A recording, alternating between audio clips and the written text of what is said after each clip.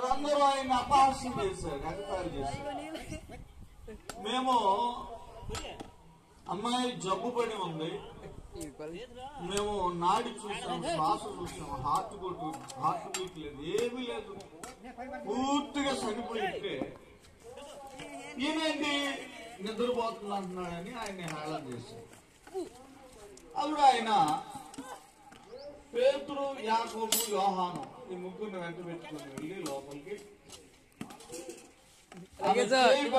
కవితాకుమి లే అన్నాడు.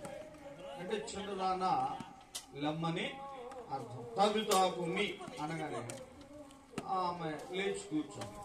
చనిపోయింది వాస్తవమే, దేవుని స్తోత్రం.